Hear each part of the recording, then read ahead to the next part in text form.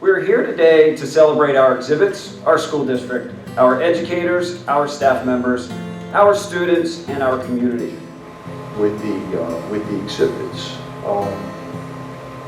we'll create in terms of learning and role modeling, knowledge, and maybe even some wisdom. North Embrace is the same mantra I have taught my children since they were little. Our differences are what make us special. If we were all the same, life would be pretty boring. The African American story is one of pain, triumph, and resilience. At times, it seems that that story has been synonymous with pain. But many times, that story is told without the triumph, and we are left with just the pain. This exhibit tells all parts of our story, and it details cultural expressions, stories of freedom, scientific accomplishments, and dynamic artistic achievements. This is a story that has not always been told with a victorious outcome, but I feel that this exhibit has done just that. Engaging in African American perspectives is integral to studying American history because, simply put, Black history is American history. They're one and the same. We engage this history through dialogue, observation, interaction, and listening to the lived experiences of others. And that's the exciting thing about history. It's a narrative. It's a story. Now, so many stories have been told, but there are still so many more that need to be told. For one of our projects in class, we had to pick one poster that stood out to us and explain why it stood out to us. I chose a poster that discussed the Tulsa Race Massacre, also known as the Black Wall Street Incident. The singed pennies of Black Wall Street stood out to me because everyone has heard of Wall Street, but not everyone has heard of Black Wall Street.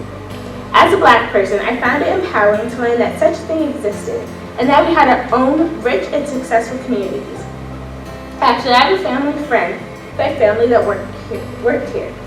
This is very important to the Black Southern community, but many white Southerners felt threatened by it and burnt it to the ground. Still, it's important to know the history. Several other topics I discussed with Little Rock 9 and the 16th Street Baptist Church bombing. Little Rock displayed the shared testimonies of the students who first integrated into Little Rock School. They discussed what it was like to go to school escorted by the National Guard. As a student myself, this display was very powerful because I couldn't imagine what this situation was like. The display on the Alabama Baptist Church bombing contained shattered glass that was blown out during the actual bombing. It was a terrorist attack in which 4 little girls were killed. Seeing the stained glass spoke to me because it was a reminder of bad things that had happened that still have an impact today. Tragedies have been a part of the story, but they're not the end. As the museum says, this is a story of triumph and overcoming hardship. When Mr. Massa introduced the poster to us, I was really drawn to a specific one, and it was about dancing. I was drawn to it because before I moved to Pennsylvania from Puerto Rico, I used to dance, and I loved it. I performed ballet as well as other forms of dance, and I recognized that so much of dance is connected with Black history. On the poster, I specifically loved the quote that said, "I believe the dance came from the people, and that it should be always delivered back to the people." That to me means the African American community, in a sense, invented a certain form of dance, or at least the roots of it, but they've never been given the credit for it. There's a lot of things in America, in American culture, that were invented or impacted by Africans from years ago. I was also attracted in the poster because I'm very interested in the African American history and the BLM movement. The African American community is not recognized as much as it should be. It's something they've struggled for. Because my family and I have experienced racism, we know what it's like to be not to be respected just because of our skin color or nationality. To me, this is why representation matters. It matters because I'm speaking on behalf of the African American community and their culture. It also matters because they're often underestimated, underappreciated, and undervalued and more. The African American community should be given the credit and value they deserve.